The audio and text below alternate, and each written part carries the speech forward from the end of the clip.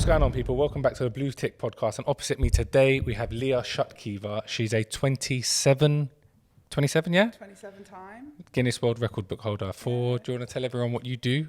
Yeah, so my name's Leah Shutkeever, as Michael did say. Mikey. Michael did say I am a professional competitive eater or a professional speed eater. So, yeah. And a 27-time Guinness World Record title holder. Do you want to tell us your top 3 Guinness World Records? I get asked this question so much. My favourite world record title was probably the first one that I ever did, which was the fastest time to eat a Terry's chocolate orange. And the reason I say that... I hate chocolate orange, you know. I know I actually hate chocolate orange. No, I'm being serious. It's one of the most glorious things in life ever. It's actually disgusting. And I hold the world record in it. Oh, well, good for you for holding the world record in it. So yeah, that's probably my favourite one. I just should mention that you do have to start the timer before the box is opened or touched. Oh, really? Yeah. It's just something that people don't So did you literally just rip the box straight open? I tore it up. Okay, cool. The first time that I did that was for a TV show. So when we were going in to do this record, I didn't know that I was going to be able to do it, and it was for a TV show on a TV set, surrounded by people, and it was terrifying. And how long did you do it in? The first time that I did it, I think it took me 65 seconds. So and I'm assuming you've beat that since. I've beaten that since. I now have a 57-second record on it. On eating a chocolate orange. Yeah, so that's one. Another really good one that I've beaten 3 times is the fastest time to eat a burrito, which... And does the burrito have to weigh like a certain weight before something? Yeah. So the burrito has to be a standard large burrito, and it should weigh over 600 grams, I believe. So yeah, it's a sizable burrito. All right, let's throw it back a little bit. How did you learn or realize you can eat shit really fast or big stuff really fast? Because it's not really something you wake up in the morning and go, oh yeah, let me see how quick I can eat an egg. You know what? I've learned a lot about myself over the past few years. It was definitely a learning curve. I was always a big eater growing up. My mum was a chef and she's a feeder. My dad is a big eater. My older brother and I have always been in competition with each other. And at home, it was like the food was put in the middle of the table and you kind of eat fast or you don't eat kind of situation. So it was like... eat fast or you don't eat. That's what it was. It was, you move quickly, especially when you've got an older brother and a dad that are both... I had that as well. There's 5 of us. You get it. So when my mum shouted food's ready, if you didn't get to that table fast, you weren't getting nothing. Listen, you do have to move fast. So I think that I was always kind of able to eat fast and eat a amount of food. And looking back on my childhood, like I was a fat kid, and I was a fat kid because I could eat a lot of food. How did you find out? Because there's been a fat kid, like you said. Yeah. And then there's finding out that you can eat crazy amount of shit. Okay, so I kind of took it back. Because there must be like a day where someone said, oh, I bet you can't eat that. Because I have had it. Like when I'm eating a really big meal, one of my boys will turn around and go, bet you can't eat 2 of them or something. And I'm like, I bet I can.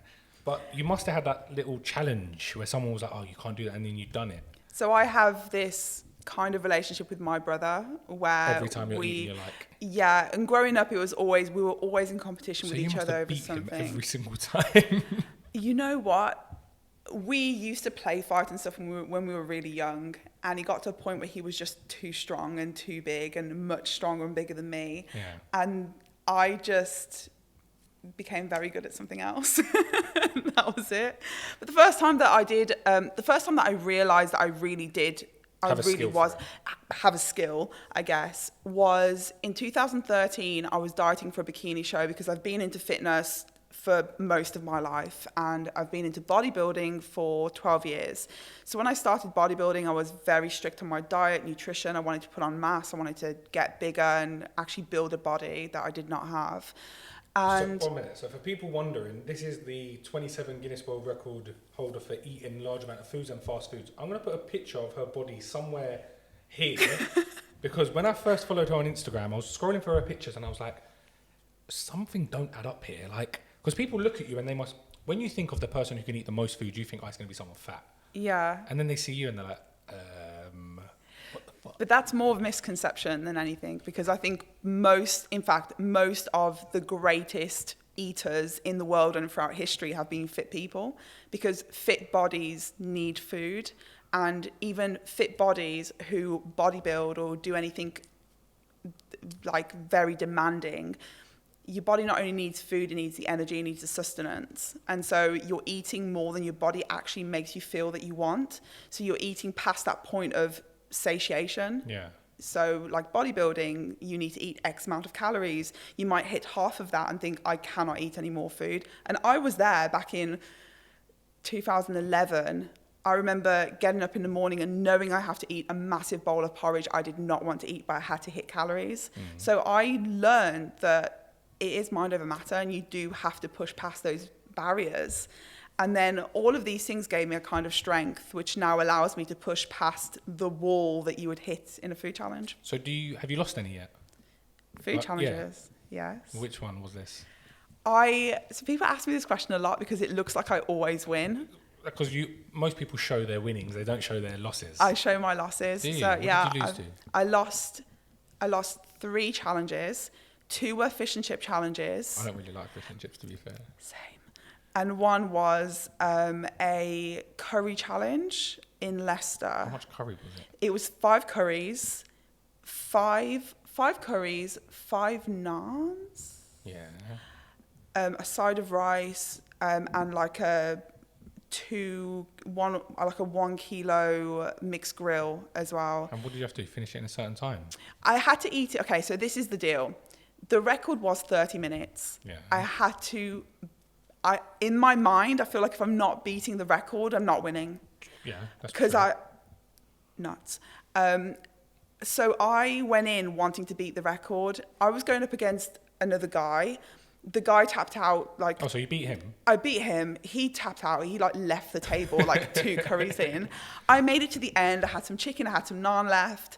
But I was at 28 minutes. And when I tell you, I just couldn't compose myself at all. I was too hot. It was too dark. I didn't finish. I threw in the towel. Because I felt like I was going to be losing anyway. I've got a question then, because you said you don't like fish and chips. What happens if there's a challenge and you don't like the food? I suck it up and do it. Really? Yes, because the way that's always what I thought of. Like, whenever I've looked at your stuff, I thought, but what if she don't like it? Yeah, there have been times that I've done things that I'm like, I really would prefer not to do this, but it's my job. And I have a duty of care to the restaurant that I'm working with or the show that I'm doing. Do you tell them beforehand? Like, for example, let's say there's mushrooms. You're doing like a breakfast and there's mushrooms. Do you say like, oh, I don't really like mushrooms. No. Can you replace it with something? I just stay as professional as I can be. And I just go in and I do the job. And I try and do as good of a job as I can and put my own kind of preferences aside. I couldn't do it.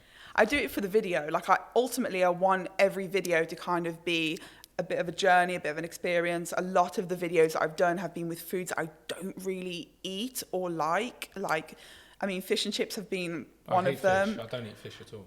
I mean, I can't really like it, but fish and chips for me, I had like this traumatic experience with fish and chips when I was a kid, and I just did not want any part of it growing up.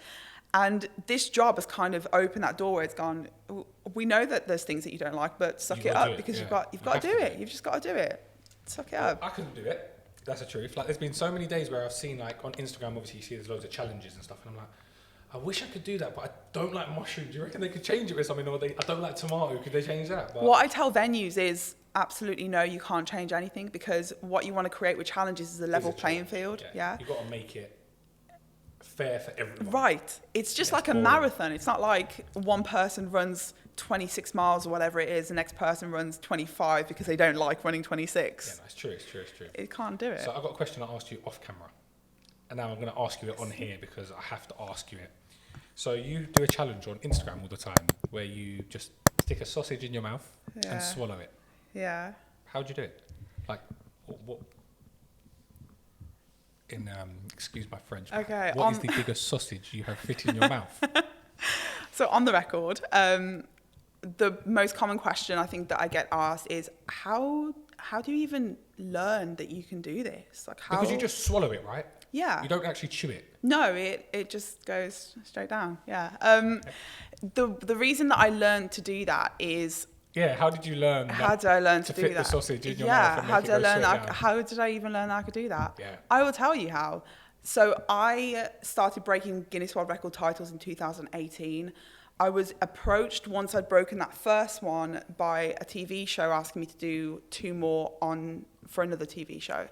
And I said, yeah, sure, why not? They said, which ones do you think? I said, do you approach Guinness World Record? Do they approach you? Oh, no, I will go to Guinness. I'll find the records. I have to apply. Yeah. So you have to apply online and go through the process, find the records that you want to beat. They send you like the guidelines and you have to kind of give them all of the evidence they need, especially if it's for a TV show. You've got... And then someone has to come down and watch it. Sometimes they cost a lot of money. Really? £10,000. Sorry? To have an adjudicator on site. So £10,000 to have someone come and watch it. But if they, this is me getting excited over Guinness World Records. If the adjudicator goes, yes, you are successful, you get the certificate and everything on the day done. Do you get your £10,000 back? No. 1 minute. So you're paying £10,000 to someone to come and tell you that you can complete it, and even if you complete it, they still take your 10 grand. Yeah, because you are asking them to kind of speed up this 12-week process. 27 Guinness World Records. Yeah? I've never paid for an adjudicator to be on site. That's a lot of money. It is a lot of money. The TV shows have had adjudicators on site. I don't know what kind of arrangement they have. Can you still get a record without one being there? Yes, you have to submit evidence. Like video of it, everything. It will be like front camera, side camera, slow-mo camera, photos the entire way through the attempt, a running timer of a certain type of timer. There's a lot of stuff that goes into it. Yes, and there's no cut. It is just raw footage going off to Guinness World Records. So, and I have been disqualified for little things, but never because I haven't submitted enough. One of the attempts that I did was like the fastest time to eat a cucumber, and I had some cucumber on my tongue when I finished, because obviously you bite it. Yeah. And I stuck my tongue out. There was cucumber in my tongue. They disqualified me for that. Shit. So it's literally hours worth of work, gathering evidence, submitting evidence, everything online. The amount of times that probably easier just to pay the 10 grand, get them to come down, watch you, and get the certificate. No? Yes, but yeah, it is part of it. So they asked me on this TV show if I'd break these records. I said, yeah, I'll do the fastest time to eat 3 pickled eggs. Okay. The record was set by this man at 22 seconds. And I thought, I could beat that, definitely. I did 1 egg in like 6 at home. And you literally just throw the egg back? You don't chew No, so I was chewing it. And I did it like a chewed egg in 6 seconds. I thought I could do at least 18 seconds for 3, at least. So that's how my brain works. It's like if I can do one, you can do 3 at right. Yeah. So that's how I practice. So I did that, submitted it, everything. Day comes, we film it, and the first attempt for the eggs was disqualified for having egg on my tongue. So I thought, for the second time that we submit, I'm not going to chew it. I'm going to chew, but I'm just going to chew 1 time, 1 bite in 2 halves, and then swallow it. So we did that, but the third egg that I went to eat, I dropped it on the chair next to me, and it kind of bounced, and I caught it, and I ate it, and we broke the record by half, so we did it in 12 seconds. Shit. For 3 eggs? For 3 eggs. But the guys said, because you dropped that last egg, we don't want to get disqualified, so will you just redo it? So I thought, okay, let's go again. So we set up again, and we went again, last 3 eggs I had left. And you beat it in... And the first one that went in, I went to bite it and it went straight down my throat. And I was like, oh my God, what the hell? And basically I just popped all 3, 7.8 seconds, and it was a done deal. It was like... Does it not hurt your throat? No, not at all. So you have no... I've got no gag reflex, but 1 in 3 people don't. It's like a common... I'm a statistic, I guess. So you have no gag reflex at all? No gag reflex. So obviously that helps, and it's not something that I've trained to do. And then I learned that I could swallow eggs. So then I'm like, okay, what else can I swallow for a world record? So then I was looking at the sausage world records. It's like the most sausages. How did you practice for the sausage world record? With sausages. Okay, cool, yeah. So you just naturally put in loads of sausages No, in just one. Oh, only one sausage at a time? If I can do one, I can do probably several. So how many sausages have you had in your mouth at once? Like, obviously, practice for the Guinness World Record. The most I've done in one sitting for a video was 23. Oh, you filmed it as well. 23 sausages in one go. And you filmed it. Yeah. Oh, mate. I know. So, yeah. Wild. That is very wild. 23 at once. Well, I've never actually had a sausage in my mouth. It's not really something I'm into. That's a lie. Swiftly moving on. So you found out from the challenges And okay, I got a question then, because I was actually thinking of this on the way up here. I'm not mentioning any of your relationships, but when you have been in a relationship and stuff, does the man not feel like intimidated? If they do, they're probably not for me. But because like, if I was to go out with you, sit down and have dinner, and you just finish and you're like, oh, I'm still hungry, because I eat a lot. Yeah. I feel like I eat loads. Yeah. I just wouldn't be able to have dinner with you. I'd feel like, what am I going to fucking feed her? Everything. But like I think... When we was driving up here, we made a joke about us being late. And he goes, oh, fuck, what's she going to do? Eat two human in the fastest time ever. And I was like bursting out laughing. I think that there's a huge misconception when it comes to dating, because even though I think that it would be hilarious if I went on a show like First Dates. That would be jokes. And just ordered the entire menu and just did it as like a PR stunt.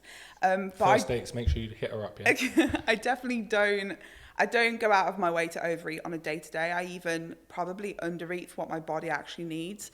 The reason that I do that is because when I do challenges at least one a week, when they're big capacity challenges, it's probably not ideal that I eat normally around them. So I will fast to... So do you have to train your stomach? Like, as in, if you've got a big challenge coming up, because obviously you do the fast eating and then you do the large amounts of eating. Yeah. So do you have to like stretch your stomach? I don't know how it works. Do you have to like... So I think there's a certain amount of natural ability that I have a big capacity. It could be bigger. I'm not the best competitive eater in the world, but I don't want to train to be better because I don't see it as being very safe. Are you like one of the best in the world though? I don't want to say. Are you in like, I don't know how it works. Is there like a leaderboard or some shit? I don't know. There are leagues. There are and what league are competitive eating leagues. I'm independent, so I'm considered an independent competitive eater. So have you won any major competitions? No, I haven't. Have you competed in any? I've competed in the World Championship Eating Competition, but I was part of Team UK, so it wasn't an individual basis. And I competed at Highway 55, which was the World Burger Eating Contest in North Carolina. And that's large food quantities or fast? They're normally around... So the one that was filmed for Japanese TV, you get 30 minutes and unlimited food. So it's chaos. Whoever eats the most? It's basically whoever has eaten the most by the end. You stack your plates and whoever's eaten the most plates. It's honestly crazy. It's not something that I would take part in now, but in 2015, before I had a channel, before this became my job, it was... I met you before your channel. Yeah. We spoke before your channel. Yeah. And then I remember we re-spoke about 3 years later, and I was like, fuck what me, have you done? What in the world has happened in 3 years? Because I've known you for how many years now? Too long.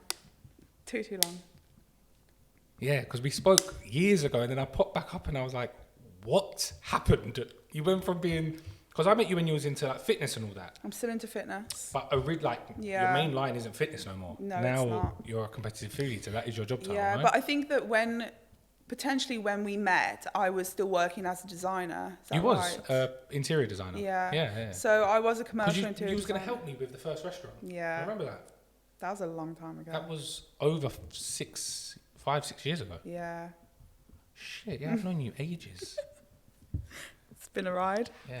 It's been a wild ride. But yeah, I was a designer, I had a very normal life, and then obviously life happens and your calling and all of that. Your calling, yeah? Your calling was That's how I feel. Eat loads of sausages, 27 in what? In fairness though, I do stuff because I'm able to do them and because I get something at the end of it. I don't do it for any other reason.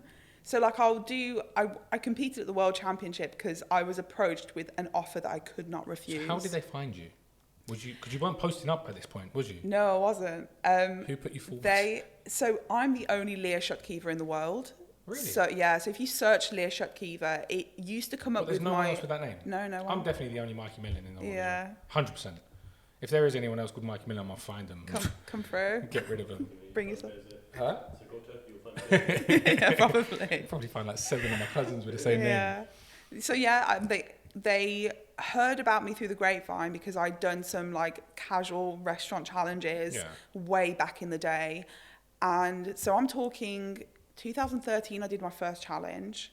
I set a record and I just thought, oh, this is amazing, I have a talent, and thought I'll do a few more.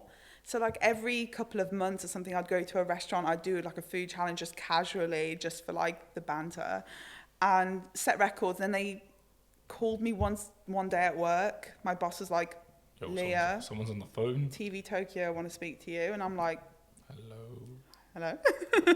And they said, hey, Leah, so we've heard that you've set some records. Do you want to tell us about it? And I was like, yeah, sure. And you weren't even thinking of this long term. You just thought, I'm just going, because I'd do the same. If I could go out and set a challenge, you just do it for jokes, like out with your mates. I was shy. I did not want to film myself. I still think that the most horrendous thing and the most unattractive thing I could possibly do is stuff my face with food on camera to the world.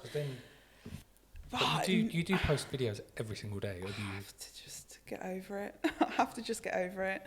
So go on, they phoned you. Carry on, tell us what I want to hear. Yeah, so, sorry. Tokyo phoned you up. TV Tokyo phoned me up. They're trying to find a Team UK. We heard about you. People have said that you set some records. Can you tell us something about those records? So I told them the records that I'd set and whatever else. They were like, okay, that's pretty cool. So would you come to London to compete in the qualifier? If you win the qualifier, we'll send you to New York for a week. All expenses paid. We'll pay you for your time. And you compete and then you fly home. And I was like, yeah, sure. I mean, I didn't know how well I was going to do. So I turn up to London. They pay you for the day. And it's good money. Really good money. Yeah, we need to know figures. How much? So I think for the day, they paid us like £200 cash plus travel. Then I think for New York, they gave us like £1,000 in cash. And they paid for everything. They put us up in the Hyatt or something, some Hilton Hyatt, something in Manhattan. Like we were amongst it.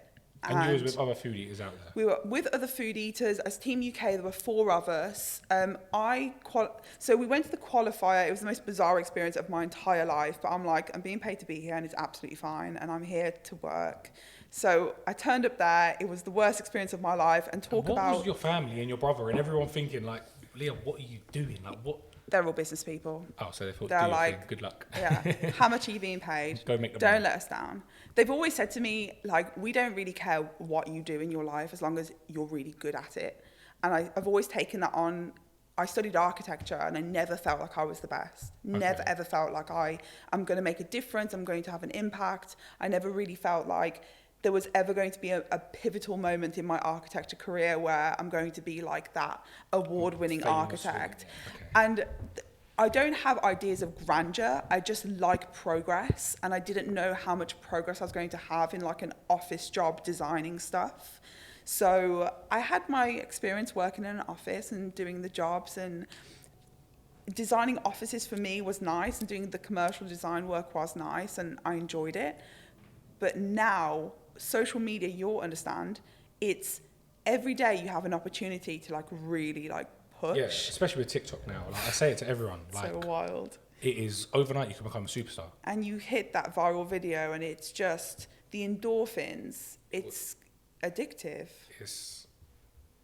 So I had one TikTok done really well last week. I think I got 2 million views on it, and my phone was blowing up, and I was thinking, like, what is going on? Because I went to bed and I woke up. Turn that notification off. Yeah, I went to bed. Yeah. And about 3 o'clock in the morning, you know where your phone goes, like the notification don't keep up. My phone was just getting battered. I looked at it, people were commenting on the TikTok, and I was like, no, I can't do this. So I put my phone on silent, went back to bed, woke up and it was on like 1.4 million views, and I was like, fuck me. It's crazy. Like, all right, fair enough. Yeah, TikTok for me was wild. My videos. That must have been a massive turning point for you as well, though.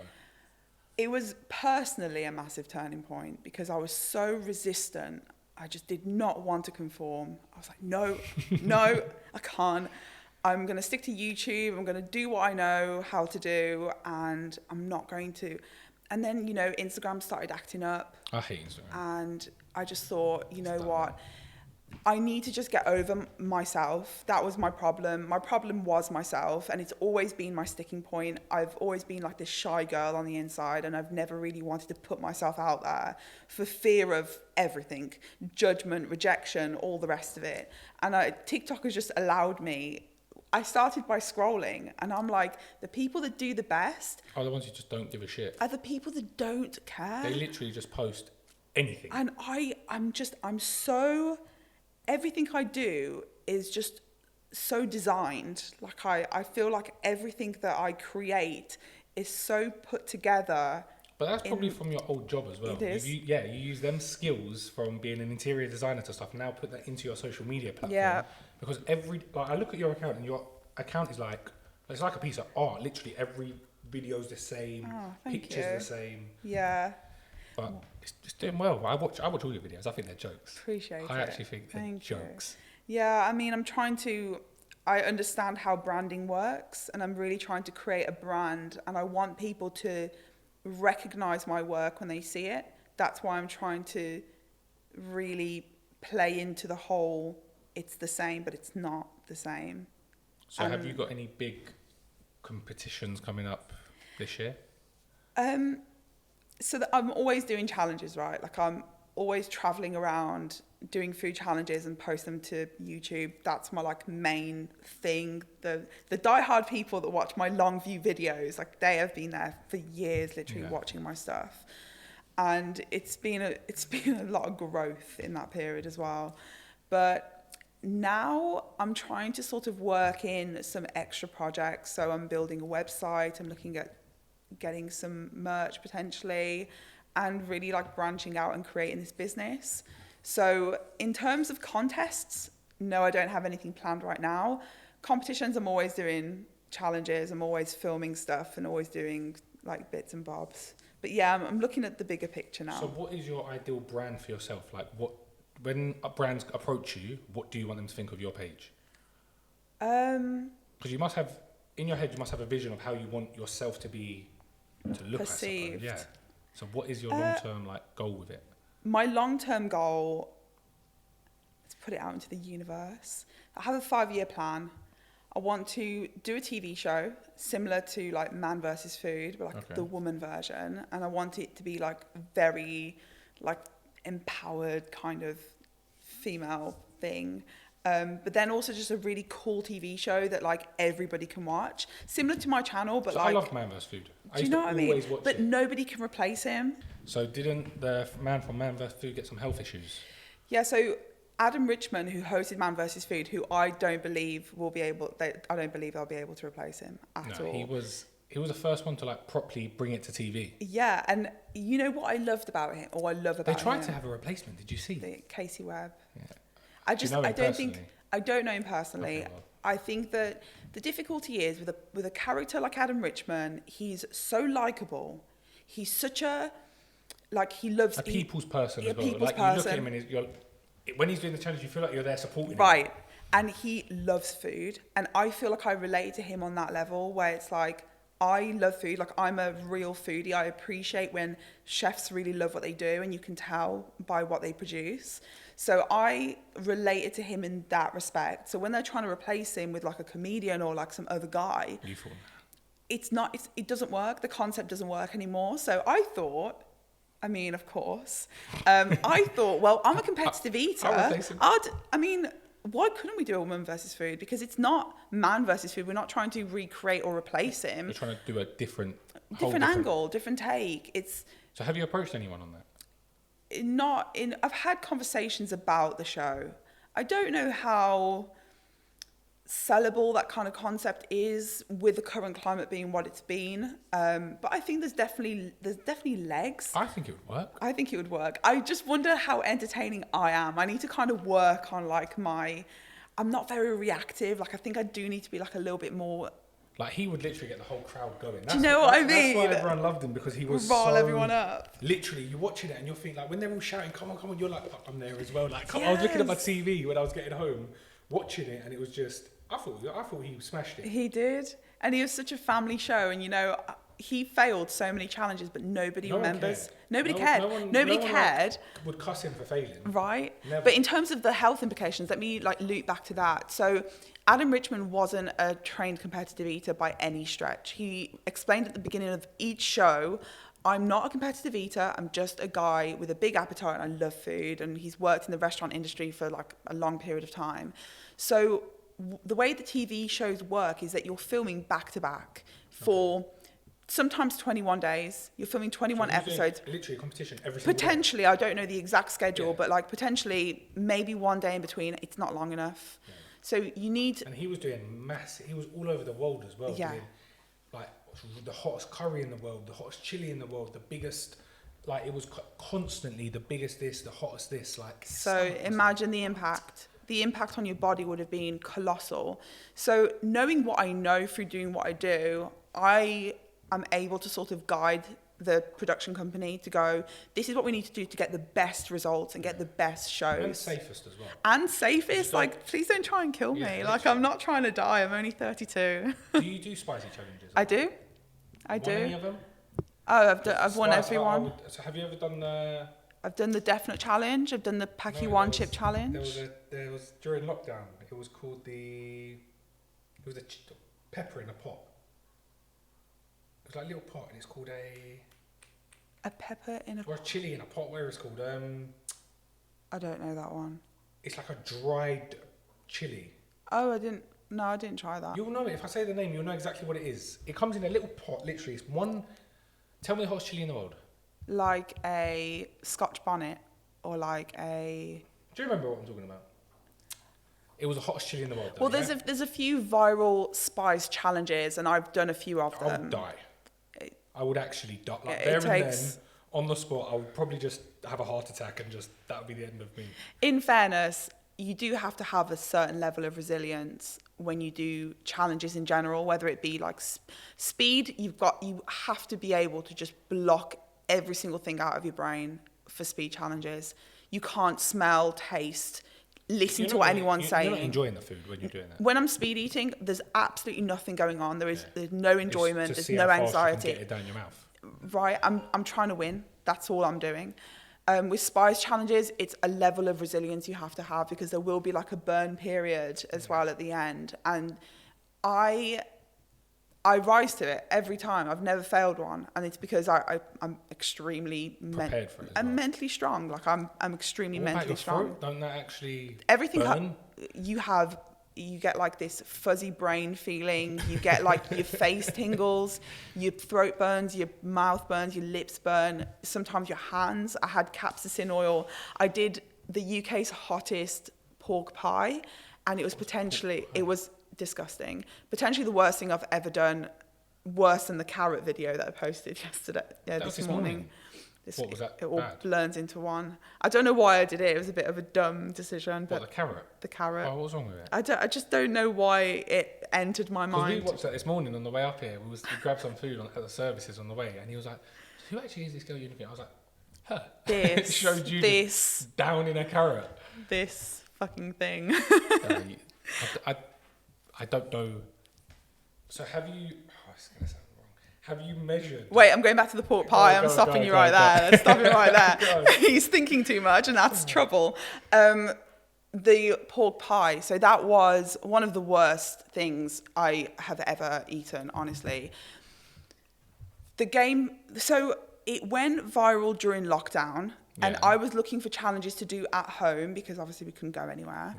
And where would you get? Like, where would you find this?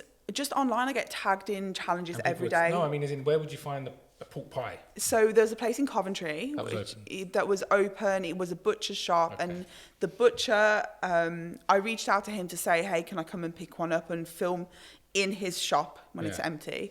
And he was like, "I can drop one round to you." Sweet. I said, "Okay, cool." Even better. Drops it round. Was it cooked? It was cooked. It was like a full pork pie you'd buy from a butcher, but it's almost like he'd taken the lid off. Yeah. He's filled it up with a hot sauce, put the lid back on, and then sprinkled like a load of like chili flakes on it. Yeah. And all you had to do is eat the pork pie kind of as fast as you can, but the accomplishment was just eating it. And I thought, well, a bit boring. I can do better than that. Yeah.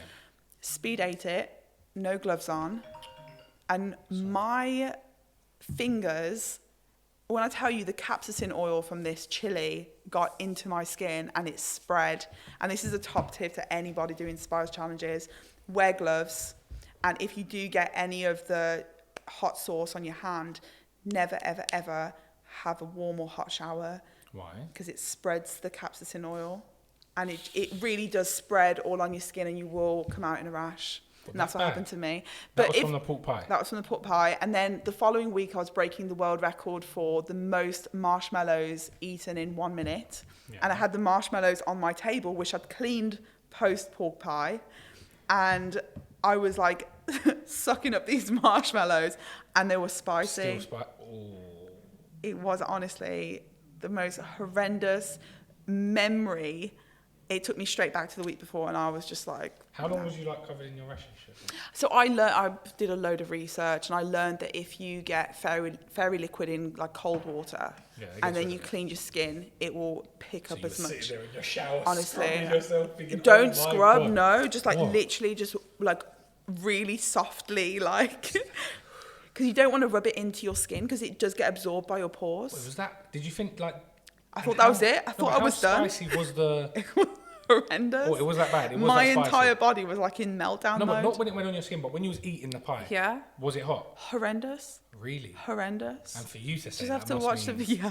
Watch the video. Have you got it up? Yes. It's been up about 3 years. It's the most horrendous thing I think I've ever done. And for you to say it's spicy as well, means it's I've done some horrendous spicy challenges. But again, mental strength, get you through.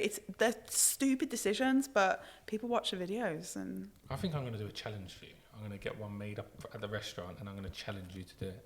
I have a question for you, right? Oh, go ahead. You know the carrot? Yeah. You know the carrot? That's quite dense and quite solid, obviously. Yeah. So when you're swallowing it whole, does it not feel weird? Like yes, it does. Yeah, I was going to say. That was why it was a terrible decision to make. In you?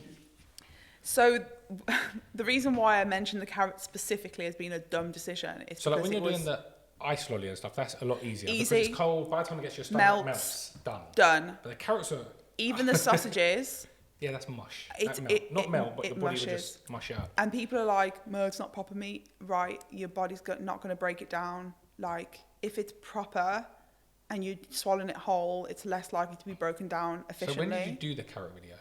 Yesterday. And when I tell you, I can still feel it. Yeah, I don't really know about the carrot.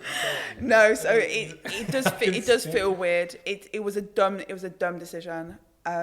It's an impressive video. But this is what I was just about to say. The way you do it, you would think effortless. Yeah, it's fake. You would actually think like, that's not real. Fuck me, that carrot must be made of like nothing. That was a lot easier than the amount of comments I get that's like, this is fake. I'm an editor and this is fake. You're really a shit editor. You think it's fake. The way that my brain works is that So was that carrot one of the worst ones you've done? Like only because it was exactly what you said. Because it was solid. I don't normally... So the eggs, the kiwis, the oranges, like the clementines, they're all soft things. Why wake up and think, let me put this carrot in my mouth? You know what I was... Do you just go around and think, I'll eat that? I get inspiration from things. She walks across her kitchen, she's like, oh, that looks good, I'll have that. I get inspiration from things, and I think that I was watching something and Lola Bunny came up, and I thought, could I do something as like a bunny and then carrots? And I thought, if I did just like a carrot, what if I did it with the stem so that people will think that I'm going to eat the green as well? And my brain just kind of whirls, and I think that it just kind of comes to mind. I think, right, I'm just going to do it and see what happens. There's not been an idea that I haven't done that I've posted. The Wheatos one. The Wheatos one. Where you had like a bowl the size. Another flipping stupid idea of mine. Did you finish that? Yeah, so I cereal challenges. I love Wheatos. I love cereal. I actually love Wheatos. I'm a big cereal So remember when I fan. messaged you about, I'm not sure if you remember this, about 2 years ago with the shells. You found them in Aldi. Yes, so love that's my favourite cereal. Oh, shells, it's amazing, yeah. You can't find this cereal nowhere. B&M. Yeah, that's it. B&M, not Aldi. B&M. And it's the only place that sells it. I messaged her, I was like, where did you get these? She's like, I've just bought 3 of them. But where do you... What does your day just consist of wake up? What can I eat the most of today? Like, so, yeah, is that actually what you... Do you walk past like a restaurant and they've got like a burger and you're like, 7 of them, like, let's try it out? So in terms of challenges, I'm always thinking of different ways that I can make a challenge that is kind of relevant, that people would like to watch. And there's a lot of people that love cereal. So cereal for me is like an easy win. Get a big bowl, stuff it full of cereal, eat all the cereal, done. The issue with the Wheatos, it's that it was the orange flavoured Wheatos. Yeah, they were disgusting. I watched you do that and I thought, But you said you like orange chocolate. I do like orange chocolate, but it got to a point when you gotten past like 3 kilos of like bowl. How many kilos was it? I don't even know. I don't want to know. It was like 5 kilos of Wheatos, I think. It was 3 boxes of Wheatos plus milk. 3 litres of milk. It was a lot. Don't recommend it. I felt really ill. I was nauseous by the end of the video. You can see on my face, my enthusiasm just drops. So when we arranged this podcast, I sat and I went through YouTube and I was watching a few things, so obviously I could talk about. Oh no. And my idea was to scroll through YouTube and just look at quick, like 30 seconds of each one. I ended up spending like an hour watching your videos. And the worst thing was I weren't even like watching them out of enjoyment. I was watching them thinking, what the fuck? Yeah. How do you eat so much? Yeah, it's crazy. I surprise myself a lot of the time. I look at things and I go, not sure, but I'm going to try. And then I do it and I surprise myself. And people are like, oh, you're always so surprised at the end. I am. I genuinely am, because I go in thinking, okay, I've been fasting for 12 to 24 hours before a challenge. I've been at the gym. I did actually want to ask that. So do you, because when we spoke, you told me last time that it's not good to starve yourself before. Was that years ago? Yeah. So my concept has changed. I used to think that in order to keep your body working at a certain rate, you had to keep feeding it like a machine. Yeah. Now I'm thinking but my goals then were different. Back then I wanted to gain mass, gain weight, be bigger, be stronger, perform at the gym.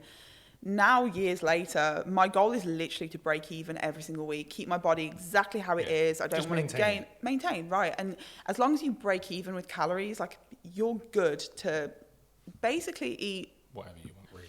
Whatever you want within reason, as long as you're hitting your calories. So with challenges, I have to fast to balance out calories. I also go to the gym and I do cardio, and I'm very intuitive, so I kind of go off how I'm feeling. But yeah, it's now I understand my own abilities, and I know that even fasted with an empty stomach, I can hold a hell of a lot more food than like the average person. Because with me, if I was to not eat for one day and then try and eat the next day, I would literally eat like 2 pieces of meat, and that's me done. I think that's more mental thing. I think that there's this concept that your stomach shrinks, but it's more of a balloon. So it's more of a muscle that you kind of can get back to like your normal capacity. Do you reckon you can train your stomach to... Oh no, you definitely can. You definitely can. Everybody can. By eating more? Eating more, but you have to push yourself past that discomfort of eating more. And you do have to do it gradually. So when I started bodybuilding, my diet, I mean, I was eating like 1 salad a day. I honestly had the strictest, most stupid, like typical 90s diet whilst I was bodybuilding and pushing my body. So I was so depleted when I started like really learning about nutrition. And because I was so depleted, my appetite was at 0. I had to wake up every morning and think, I'm eating every 2 to 3 hours. I had all of my prep done, and I was eating even when I wasn't hungry. And you just have to push past it. So talking about the mental thing, you push past it. Do you ever be sick after challenges? I mean, not routinely. There have been a couple that stick out in my mind. Go on, which one? I've got a question. Of all your challenges, which has been... I don't know how the worst you're going to say, which kind of worst. Out of all your challenges, which has been the most disgusting? You're going to say the pie. The pie was the most awful. But the one that sticks out in my mind, so World Championship eating competition, they would put Team UK member against a team member from another country. So we were up against Japan, USA, and first year was Taiwan, second year was Australia. Okay. They're all very good eaters. Yeah. Japan and USA, like specifically, they are otherworldly. Japan? Otherworldly. When really? I tell you... Like USA, I think, okay, Japan, I don't... We don't even scratch the surface to the abilities of the Japanese. Oh, really? With eating. So we're like shit compared to them. From what we were in 2015, before I had a channel, it was myself and 3 other people. We were all pretty rookie. We had no idea what we were walking into. Did you get completely battered? So funny story, lots. It was the most bizarre experience working for a Japanese TV show where everything was in Japanese, the hosting, everything. We were getting translations, and we were, honestly, it was so bizarre.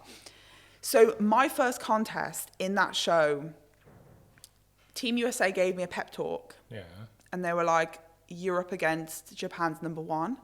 So was it you? It was me alone. No, me alone versus Japan's 1-on-1. Oh, head to head to head. 30 minutes on the clock. And what was you eating? As much chicken skewers as you can eat, like turkey, nice? like sheesh style. Great food. Like melon style, yeah. Like melon style. Melon restaurant, you know? melon restaurant style, you know. Okay.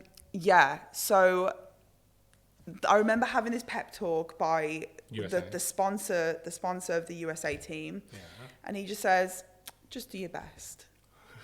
When I tell you, that didn't motivate you much. No, because I was a rookie. I was literally picked up off the street, pretty much.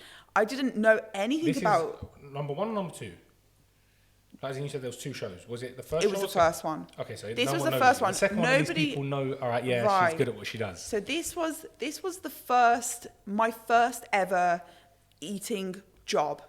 First ever paid project. So everyone probably looked at you and thought, oh, she's just a girl, forget about it. So people looked at me and judged me based on their conceptions and went, oh, bless her.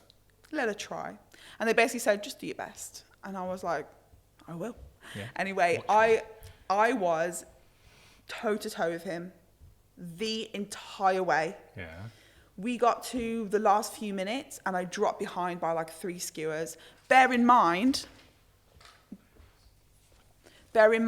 we were filming for 30 minutes. Yeah. We had 30 minutes on the clock. We had to eat as much as we could eat. I was picking out bits of raw chicken as I'm going along. So I'm chewing raw chicken. I'm like taking it out of my mouth and they're replacing it and I'm still going. So imagine having that. But ain't no one like checking it all before? Well, I assumed that Especially that was like a part world of it. championship. Yeah. I thought that would be part of it. It was Japan you were versing, yeah? Japan, definitely he was just set like, out. No, they set it out. I'm not going to say that, but it was definitely something that made me feel sick. So at the end, we were probably like 5 kilos of food and liquid, between 5 and 8 kilos easily. And when I tell you, I get off stage. Please tell me you beat him. No, I lost. I lost by 3 skewers. I get off stage and the sponsor of Team USA were like, oh my God, you did. They were like, wow. And so I was like, oh, so I'm actually decent. I'm pretty good at this shit. Yeah, no, I had no idea. I didn't even know the scope, like how important this was to these people. So he was like the best in the world. He was the best in Japan. He was at the time Japan's -1. So we were like toe to toe. And you was not in a rude way, but you was a no one. I was a nobody. And you went up and basically was. I impressed people. They were like, wow. So I came off feeling ill, but like happy with myself. You must have been bloated. I told him about the raw chicken. He said, look, if you're going to be sick, be sick. And I know what he means now, because when you do competitive eating, there's certain points where you can feel that you're going to be sick or that you feel like you need to be sick and you just stop yourself. You just block it. And what he meant in that moment is don't stop yourself, because your body is not happy and you do sometimes have to just allow that. And I was not used to those conditions. I was not used to like any of it, and I was sick, and it was awful. It was obviously a horrendous experience, but you learn, you live and learn, and I pushed myself. So do you reckon you could have beaten him now? No. No, really? Was he that good? You know what? I had such an optimism about me. I was almost like ceiling, like a ruthless. There was absolutely no ceiling to my ability back then. But that was because you were young and you were hungry for it. Yeah, like, it's hungry. Like me, hungry.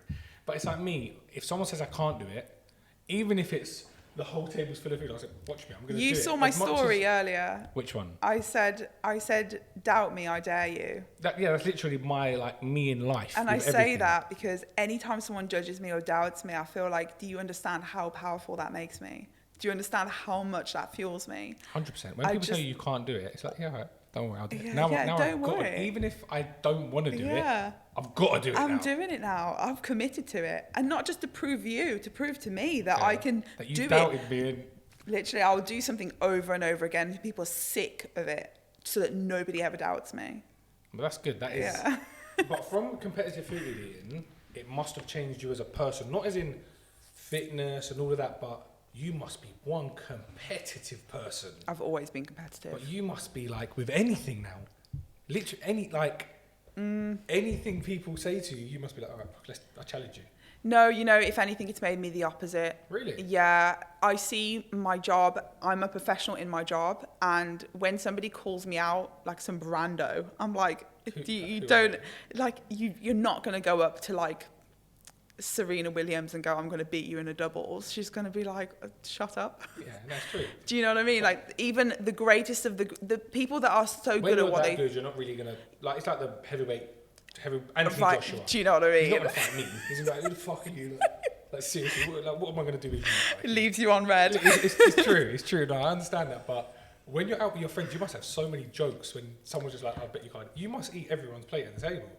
No, I could, but I don't have to prove it to anyone. But if they say, I dare you, then... No, even still, nobody's daring me these days. People that know me... It must be a bit boring for your friends. In the sense that they turn around and be like, they're probably like, what's the point? She's gonna they don't dare me. My friends are they are ladies. They don't partake in the wildness of social media. So, I mean, it's a nice kind of escape from it all when I am with my friends and they are just normal with me and not trying to test me or get me to do anything crazy. So I guess I'm fortunate in that respect, but I don't get antagonized much, I guess, into trying to prove anything in real life. It's a bit more, if you know you can do it, why do I need to do it? So why do I need to prove myself? I don't. And if you really feel like you can beat me, I have hundreds of challenges that I've done online. They are all, go and attempt it, go and try, and then come back when you beat my record. I'll beat you, let's go. Yeah. And then the minute that somebody approaches me and goes, beating your record on this, let's go toe to toe, I'm happy to do that. No. I've set some really good records. What is your best achievement? All right, what is your best challenge you have ever set a record at? I ate a 96-ounce steak and sides. So what's that in grams? It's it's 3 kilos. 3 kilos? Yeah, so it's the whole challenge was 3 kilos, I believe. Correct. So correct us in the comments if I'm wrong. We got a 1,500 gram, 1.5 kilo tomahawk. Okay, so two of those. Ooh. So I did a. And was there a bone or no bone? No bone. No, it was a rump steak. Shit. Okay, it was a rump steak. It was. With our one, 300 grams is bone. Oh, okay, yeah, no. That's a big steak. It's a big steak. And when I tell you I saw it and I was intimidated, I did not think that it was possible. And when I did it in 13 minutes... 13 minutes? 13 minutes. You ate a 3 kilo steak in 13 Honestly, minutes? it was the biggest and best achievement and one of my highest performing videos. And I've never been able to match it ever since. It was one of the videos that has performed so well over the years. I can repost it until I'm 50 and people still watch it and go, wow.